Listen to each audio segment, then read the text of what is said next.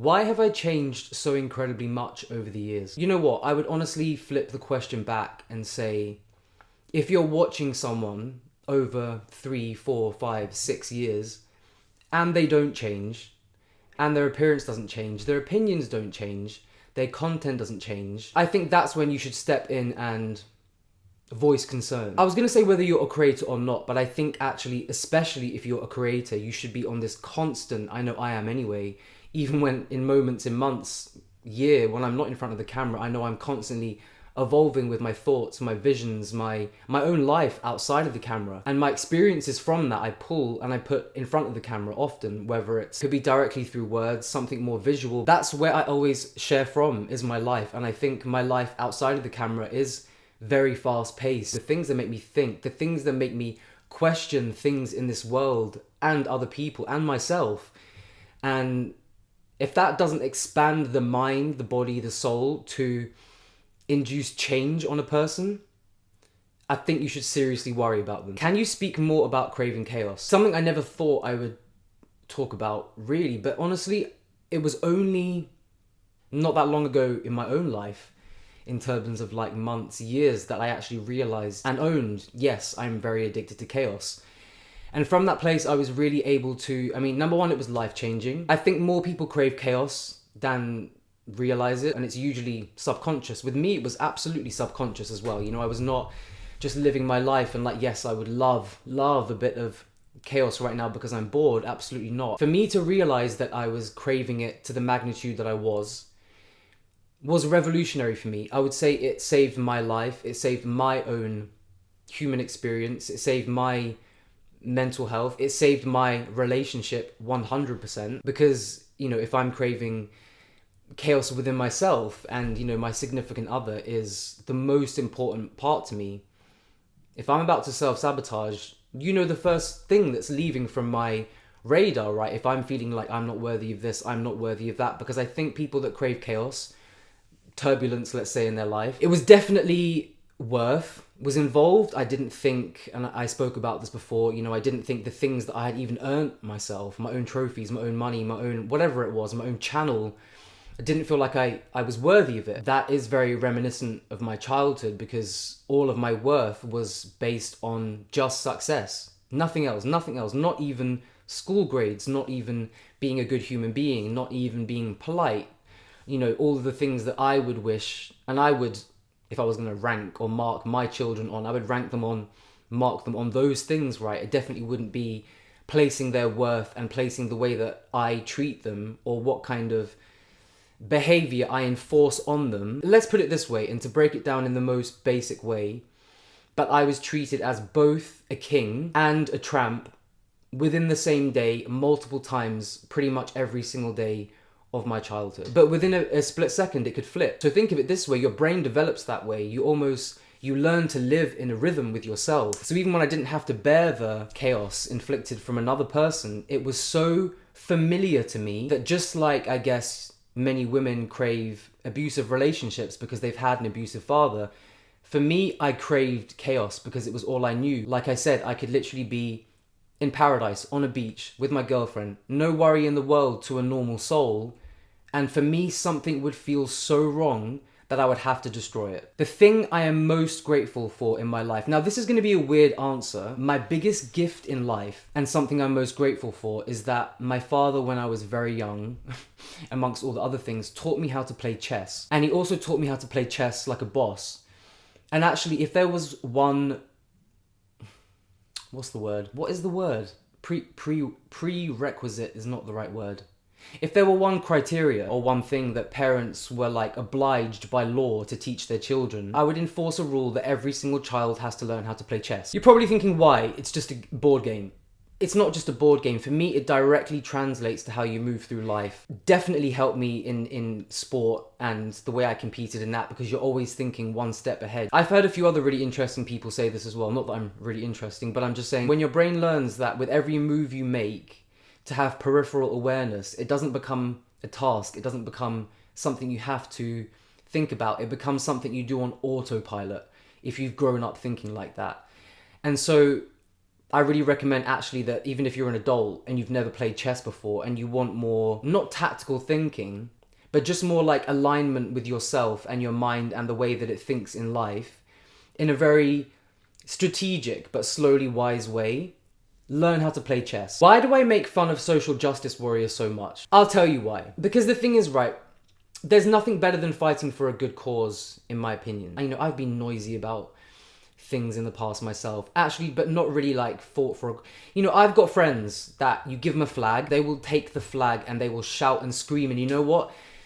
They won't even ask what the flag's for. They will just take it and they will go and shout and scream. And I genuinely feel sorry for those kind of people because they are the pawns. They think that they're creating good in this world. They think that they can create change in this world by holding a flag and screaming. To be honest, it is a hard one to balance because I understand the need for people at certain times to stand up for what's right. But at the same time, like I said, I do see and notice, even with people I know and love, an army, a sea of pawns that are not thinking with their own brain cells. And so I think that's why I make fun of them so much, because I think that most of them, as in 99% of them, actually just want to shout and scream. And in most cases, they don't even know what it's about, and they don't even need to know what it's about, which shows you that the experience is actually about them. And my second point is that with the oversaturation on social media platforms today, I do think that any noise at this point, no matter what you're saying, whether you're saying what is, to the person watching this, objectively correct or incorrect, I just think if you're a voice doing this on any social media platform in 2025,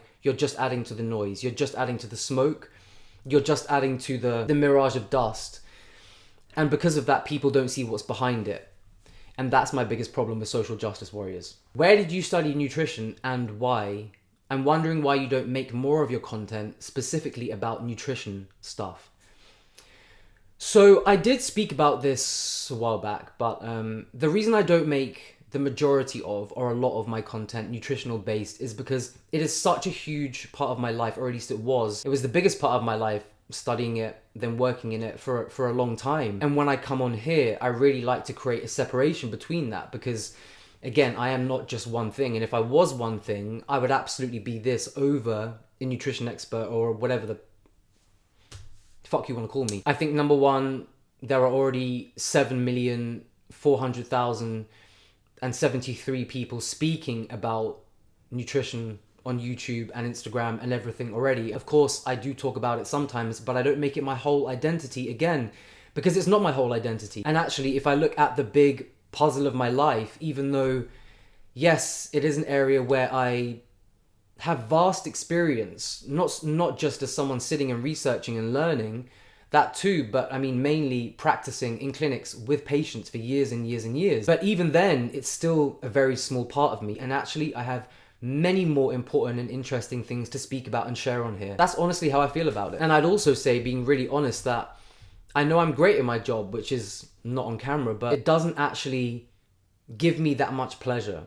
And that might be actually, no, I don't feel like that's a controversial thing to say. I don't think teachers would also say that their jobs give them that much pleasure, right, in certain schools, but it's there for a purpose because hopefully they're helping mold the lives of people around them. So I do know that when I'm working in nutrition, it does have a big impact. It can be very helpful for people. And, some of the transformational things and lives I've seen completely turned around. I don't want to say saved, like I've saved lives, but obviously a big part of my work was with cancer patients, and I've never worked with one that actually passed away. Not saying that's because of me and the advice and the support that I've been giving, but obviously very heartwarming and rewarding to have been part of that journey with them, right? But I still would class it as 2.5% of me.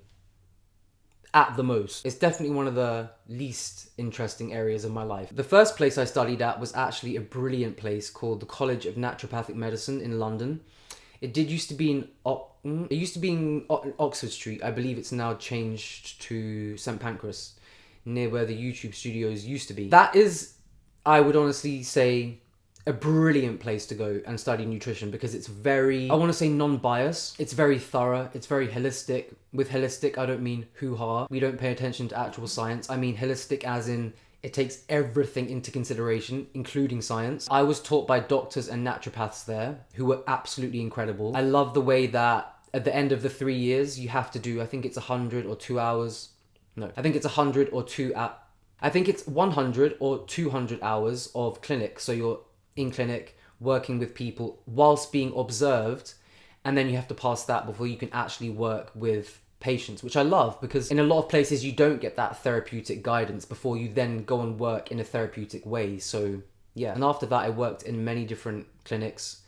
One was an addiction clinic and an eating disorder clinic. One was a rehabilitation clinic. One was with my sister and brother-in-law who were osteopaths. And I also worked with a lot of other doctors and their patients from them, because my father is a doctor. And so I don't want to say lucky, but it was a great environment to be around, not only for learning the medical side of things and also the professional aspect of that, but I think also the variety, it sounds like I'm talking about food, the variety of people and patients and conditions I got exposed to. And I don't mean exposed to like it's contagious and I'm in like a Ghostbusters costume trying to avoid it.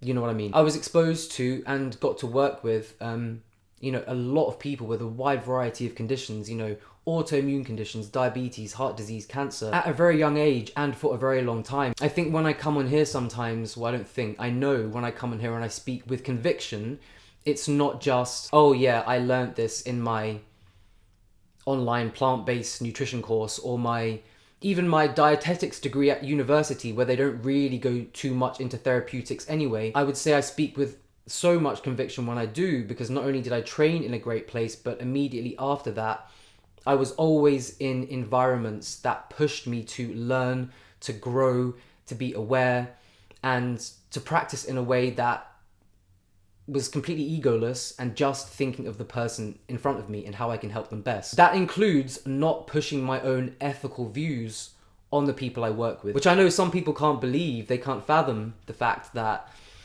might not tell everyone that they have to be vegan if they work with me, but if I were to do that, then I would be a social justice warrior. Also, I would branch off from that with a lot of other questions I got about why I actually speak poorly about dietetics, because if you look on the internet, you'll always hear people saying, you can trust me, I'm a registered dietitian, you know, that line we all love of, oh, you should only listen to your registered dietitian. And I have to completely disagree. Let this be controversial, but I genuinely think that, well, I know a lot of people will agree with me actually, even people that have been through dietetics college or whatever. Whether it's in the UK or the States, I know multiple people that have come to me and said, Miles, like I've just finished, and actually you know some of them from YouTube, and they've come and they've been like, I've just finished my degree in dietetics and I actually know nothing therapeutically about nutrition. And that's the thing, I do know some brilliant dietitians, so I can't say it as a totality that they're all